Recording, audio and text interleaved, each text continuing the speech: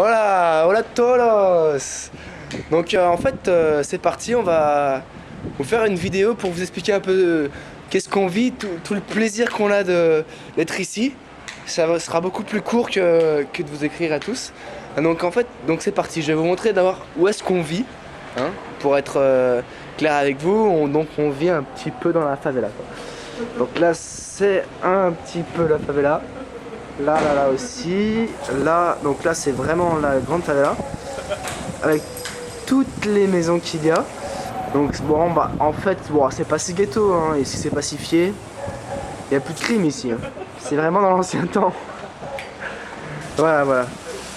Donc on est ici donc dans un appart pour 3 personnes. Donc depuis un jour on est là et c'est parti pour nos récits de la première semaine. Donc c'est les aventures des gringos à Rio, épisode 1. Boa noite, camarados. Comme l'a dit mon petit confrère Antoine, on est ici à Rio et on va tenter de faire un premier épisode, mais je sais pas trop comment on va s'y prendre. Déjà, je ne sais pas pourquoi il zoome aussi fort que ça. Il vient pas dans la lumière. Comment? Donc Donc voilà. Je sais pas si ça peut se voir, mais ici le sourire est présent en tout cas. C'est l'hiver. On a quand même un petit peu, on n'a pas si chaud que ça, mais ce soir c'est un peu spécial parce que sinon il fait à peu près 28 degrés tous les jours. Aujourd'hui, petite session de surf, malgré la pluie, quelques belles vagues, on s'est bien fait éclater, secouer, il faut le dire. On n'a pas de récit tout fait pour la vidéo, donc on va essayer de rien oublier. Ouais. Ah. Notre ami Louis est un peu occupé, hein, il a déjà trop d'amis sur le marché, sur Rio. Donc voilà, par où commencer Antoine? Eh ben écoute, on est là depuis tous les deux une semaine et Louis 2 semaines. C'est ça. Et on a vraiment beaucoup de choses à dire. Mais alors on va commencer par le commencement. Déjà, on est le 23 juillet si je me souviens bien. Exact. C'est ça, on n'a pas encore commencé les cours donc on peut se permettre des petits écarts de date. Par où commencer? Bon déjà, quand est-ce qu'on est arrivé? Le 12, 13?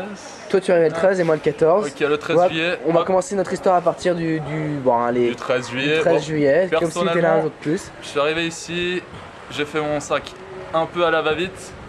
Et je n'ai emporté que 11 kilos ici, plus un petit skateboard. Pour toi Antoine? Moi, bon, c'est vrai que je savais pas quoi mettre dans mon sac, alors j'ai vraiment tout mis, jusqu'à ne plus pouvoir. Donc 23 kilos, un peu plus que la moyenne, 23 kg 5. Mais l'hôtesse de l'air m'a dit t'as bon, Muito les gars. Todo bem, comme on dit ici, voilà. Donc moi quand je suis arrivé, je sais pas si vous connaissez ce site, Couchsurfing. Couchsurfing, c'est donc un site où on peut avoir plein d'amis qui t'hébergent gratuitement, donc une communauté de gens qui sont prêts à héberger, voilà. Un site de voyageurs, donc j'ai rencontré Tenji, un ami qui m'a proposé de me faire visiter la ville dès que je suis arrivé. J'ai accepté. Muito légal, comme on dit ici. C'est-à-dire super bien, quoi. Super, du coup il m'a fait visiter la ville, tous les endroits, il faisait beau. Ipanema, les filles d'Ipanema, les vagues d'Ipanema, Barra, Rio de Janeiro. Todos, et la soirée à la fin. Bon, c'est vrai que le lendemain était un peu difficile. Donc voilà avec Louis. Ben vidéo à Rio. Ben vidéo à Rio, comme on dit ici, ouais. Comme on dit ici. Loïs, pour toi, ton premier jour, c'était déjà il y a une semaine?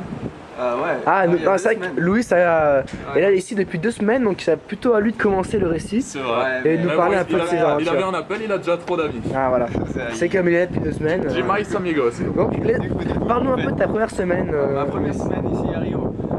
Du coup, je suis arrivé à l'aéroport. Déjà le vol, vous vous souvenez, le vol au-dessus de Rio, il y a les montagnes, c'est juste la folie. Moi j'ai pas le temps, mais je suis arrivé, il commençait à faire nuit, les lumières qui s'éclairaient petit à petit. C'était ouf, tu vois, c'était vraiment de la balle. Le soleil, c'était vraiment... Du coup, là déjà on n'avait plus envie de partir. Maintenant c'est raté, on va rester ici toute notre vie. Je pense qu'on va habiter ici, ça. Qu'en penses-tu, Antoine? Je pense que déjà, ça fait une semaine que je suis là, je n'ai plus envie de partir. Ah ouais, du coup, un an, ça va être compliqué. Je pense que ça va se renouveler. Il faut voir, mais je préfère pas dire ça au premier épisode. Non, on verra dans les épisodes. On verra dans les épisodes. Mais pour l'instant, c'est vrai qu'il n'y a pas eu d'événements également chaotiques. Donc pour rappeler, on est là ici pour un an. Donc il nous reste encore 51 épisodes à filmer. Ça va être bon, marrant et long, mais surtout marrant. Donc Louise, laisse parler Louise pour sa première semaine. Le problème est le fromage. Ouais, le fromage. Le fromage est le seul problème que j'ai pu noter ici. Mais tu vois, il y a caipirinha par exemple. Ça remplace bien. Il y a la caipirinha qui peut remplacer le fromage. Faisons dans l'ordre. Laissons parler Louise de sa première semaine. Ouais, d'accord. Du coup, moi je suis arrivé à l'aéroport et il y avait ma famille brésilienne qui m'a attendu. Et c'était fort sympa. Donc en fait, la famille brésilienne, c'est encore plus que la famille française. La famille française déjà, chez Antoine par exemple, je me sentais chez moi dès le premier jour. La mère d'Antoine, elle m'a donné un grand sac quand je suis parti avec tout plein de fromage et tout, des trucs comme ça. Quel les gars. Non mais c'est la famille, tu comprends, la famille. C'est la famille. Hein. Et du coup ici c'est un peu pareil, du coup j'arrive là-bas et la mère déjà tout inquiète, et ça s'est bien passé le trajet de l'aéroport jusqu'ici en bagnole avec mon mari et ma fille, tout s'est bien, il n'y a rien, pas eu d'accident et tout.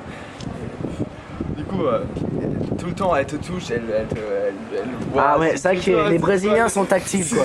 Ils sont tous tactiles. Hein.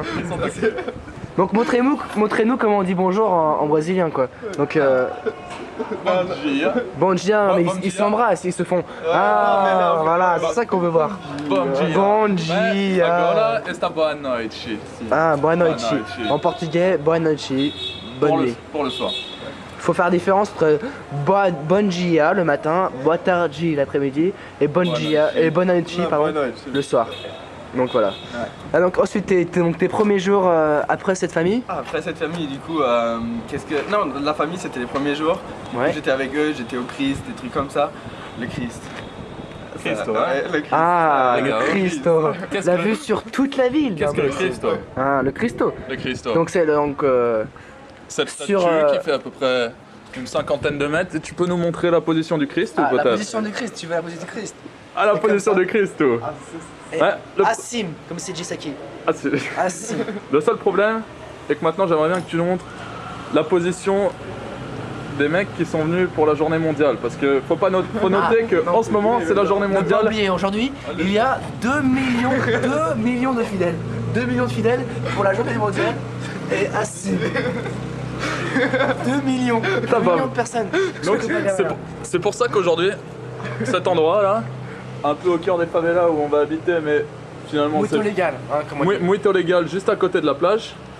C'est pour ça qu'on est ici, parce que aujourd'hui l'auberge coûte à peu près une cinquantaine d'euros. Une cinquantaine de reais.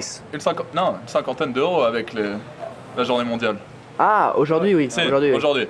Parce que c'est vrai que donc tout est pris. 2 millions de fidèles. 2 millions de fidèles plus je sais pas, 500 000 participants donc de bénévoles.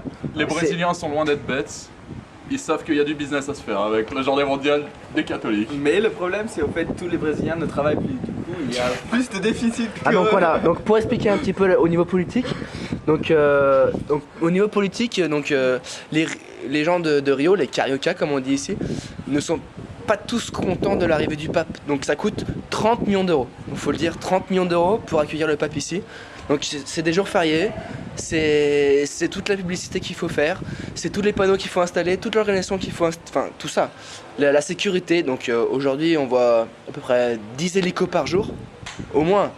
Et qu'en pensez-vous les amis? Au moins 10 hélicos par jour. Donc déjà avant pour le pape. Ouais. Et donc c'est pour ça que ça coûte 30 millions d'euros qui vont être un tout petit peu remboursés par, enfin peut-être une moitié remboursés par les sous des touristes. Mais les gens ici sont pas contents, vous avez vu ça aux informations françaises, ils sont pas contents, ils sont en grève pour ça, donc pour l'augmentation des tarifs du bus, pour tous ces prix qui sont dépensés inutilement. J'ai rencontré aujourd'hui donc un Brésilien qui m'a dit il faudrait une Bastille en France, il m'a dit ça. Il faudrait une Bastille en France pour voir comment, pour faire changer les choses. Il pense qu'ils sont dans un régime complètement autoritaire et que rien n'est bon. Et au fait, maintenant c'est vraiment un moment historique parce que c'est un peu la première fois qu'il y a des révoltes dans tout le pays. Et c'est vraiment important pour les Brésiliens que ça arrive maintenant. Et c'est vraiment la Coupe du Monde et les Jeux Olympiques qui ont déclenché ça, ce phénomène. Ouais. Parce que ça a vraiment emmené une masse de tourisme qui va affluer. Si vous venez nous voir, vous pourrez voir ça par vous. Venez nous voir. Venez nous voir parce que bon, c'est le premier épisode, mais je pense qu'il y en aura d'autres. Enfin voilà pour la situation politique du moment. Donc au niveau localisation, hein, donc nous sommes vraiment très bien placés. Copacabana. Si vous Entre Copacabana et Ipanema. Donc au niveau Arpoador, il est donc c'est un rocher. Le spot de séance. C'est un rocher où on va surfer. Donc au niveau information, donc on a tous les trois, donc Louis, Antoine et moi, on a tous les trois acheté une planche. Donc maintenant on est parti pour aller surfer et je pense d'ici un an on va faire de beaux progrès. Mais bon, tout ça nous éloigne un peu du sujet. Louis est en train de parler un peu de son arrivée. Donc voilà. La première semaine. Du coup, quand je suis arrivé ici, j'ai fait du couchsurfing pour connaître des gens, pour voir comment la vie elle est ici et pour vivre un peu dans les familles elles-mêmes. Et du coup, la première semaine, j'étais accueilli par une famille brésilienne qui m'a montré la vie brésilienne, mais pas seulement une vie de fête, parce que la vie brésilienne n'est pas faite uniquement pour tout le monde. La fille d'accueil, par exemple, de ma famille, elle a des cours de 8h à midi tous les jours et après elle travaille de 3h à 11h30 du soir. Et pour ce travail, elle gagne environ 800 reais. C'est moins que 300 euros par mois. Pareil, ici, donc au niveau un peu des prix des loyers, enfin, il n'y a pas de SMIC ici. Non. Donc les gens gagnent entre 700 et 10 000 reais. Donc, vous imaginez un peu l'inégalité qu'il peut y avoir. C'est pire qu'en France, c'est pire qu'aux États-Unis. Enfin, voilà, c'est. Déjà notre loyer, avec ce travail-là, elle peut pas payer un loyer. Nous, on paye 1000 reais le loyer ici, et elle gagne avec 8 heures par jour. Elle gagne même pas 300 euros. Donc tu as rencontré donc du coup cette famille-là, et donc combien de couchsurfers depuis la première semaine sans nous? Pendant la première semaine, j'ai rencontré peut-être une quinzaine, une vingtaine de différents gens, pas uniquement les couchsurfers, souvent aussi des amis de couchsurfing. Mais c'était souvent très loin du centre parce que les couchsurfers du centre ils sont très pris. Et même les couchsurfers de l'extérieur, ils reçoivent beaucoup de demandes parce qu'il y a beaucoup de gens qui viennent ici. Du coup, j'ai passé un peu de mon temps à Iraja. Iraja, c'est vraiment au nord, ça. C'est ça, ouais. Complètement au nord, c'est vraiment loin de tout. Ouais, moi je pensais que c'était proche parce que sur la carte, pour moi c'était Rio, un peu relativement petit, mais en fait c'est énorme. Et donc, du coup, ici, on passe 2 heures, 3 heures dans le tram donc, pour aller voilà. Ouais. Et Rio, 6,1 millions d'habitants. Donc c'est Paris quoi, c'est Paris, donc ça c'est Paris intramuros. Non attends, 6,1 millions intramuros et 12,7 millions je crois extramuros. Donc ouais, donc un 2 fois Paris. Il y a beaucoup de gens qui sont pas registrés. 1260 km². Si les favelas ne sont pas c'est vraiment énorme. C'est vraiment énorme. Ouais, voilà, donc c'est vraiment énorme. C'est vraiment énorme. Donc il y a pas encore beaucoup. Au niveau des transports, tout est très cher. C'est très cher, donc il n'y a pas d'abonnement à l'année. 3 reais pour prendre un ticket de bus, donc, si c'est un arrêt ou 20 arrêts, on parle beaucoup en reais maintenant depuis qu'on est là. Donc 1 euro en ce moment c'est quasiment 3 reais. Mais c'est vraiment, en ce moment c'est haut. En ce moment c'est haut, il y a 2 mois encore quand on a payé pour venir ici, c'était 2,40. Donc là c'est vraiment haut, c'est pour ça que on est très content d'être ici en ce moment. On est vraiment au moment, n'est-ce pas? Ouais, ça c'est sûr. Mais donc ici c'est très cher, donc il n'y a pas d'abonnement à l'année, on paye à chaque fois, il n'y a qu'un seul métro, peut-être il y a une ligne et demie quoi, une ligne qui diverge un peu, toute petite et une grande ligne qui fait donc le nord-sud, donc on parle ici de zone nord et zone sud. Zone à Norci et zone à Sud. Il y a aussi la zone est et ouest, mais on n'en parle pas beaucoup. On n'en parle pas beaucoup, ouais. Parce que c'est pas trop Rio en fait. Rio est bien concentré sur la zone à Norci et zone à Sud. Ouais. Et c'est pour ça que les cariocas se baladent pas mal en skateboard. Skateboard, vélo. Faire le bonheur de certains. Ouais. Mais du coup, la zone sud, elle est très touristique. C'est où nous on habite aussi. C'est là où en fait tous les nettoyages ont été faits, où tous les gens, les dealers des favelas ont été virés. Du coup ici, près de la favela, on est quand même très en sécurité. Parce qu'il y a beaucoup de flics qui passent ici dans la rue tout le temps. On peut en voir en plein milieu de la nuit. Je rappelle aussi, c'est aussi dû au GMJ. Ouais. Donc des flics partout, des hélicoptères partout.